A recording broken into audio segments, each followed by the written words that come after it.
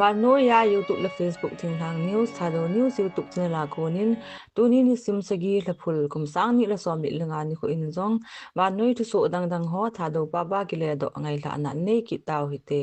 paw hin le do alin sing son elmun thu so an sima ke ma wa si Pakistan pangal mi phalote India refer plans ni Indian Air Force ho a akap la tawi ative India le Pakistan POK le LOC ki kaptun na a hung do le galpi hung thei dinga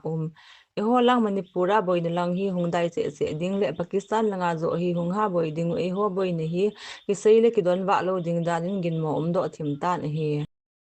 Pakistan Defense le government in atom bomb le kho le nuclear bomb mi ading sa India gi na la ba noi he dinga ki lep jing win hi ma ho hin US Russia la chain ho hin pho thim le ti hi Indigo Airlines PBT in NCA Jammu le Kashmir Alliance Signal Service hi boina ho che le mo flight liang loading wa jong to pe kimo Achil sa April som ni leni ni kho Jammu and Kashmir gam sung pahalgama Pakistan ato so thing noi hon India mi atam zo holjin ho mi som ni lugum na tha autolonin itile thun digin tuning jing ka mata atun Indian Armed Forces on Operation Sindur chu anapan tawin hi Lutin asain atun Pakistan gam song chule Pakistan okop Kashmir POK mun phabe ma strict ki bol pan hi dan asain hi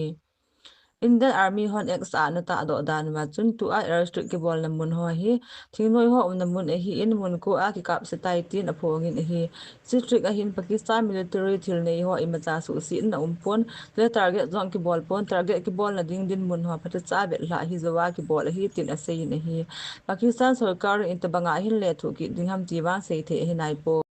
Meghalaya State Cabinet in tu masang ma phat sa na ne Meghalaya Vehicle Space Policy 2025 chu che pi pan ta jingin phat sa na nei ta bin hi chi policy hin Meghalaya gam sunga za dinga thingzo te lo gari ho lampi a thai phal hi te lo ding ye chin gam sunga traffic song kai ho asu hlom ding chule population level jong asu nim ding hi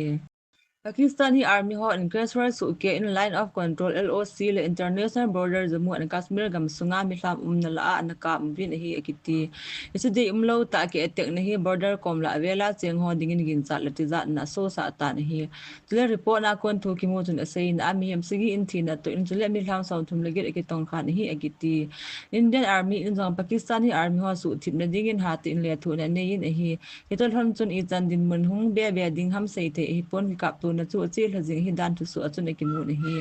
hi chan chi tu na thing tha news ngayu mumtina tha do news YouTube channel ngai zo se bon sa bin mang pha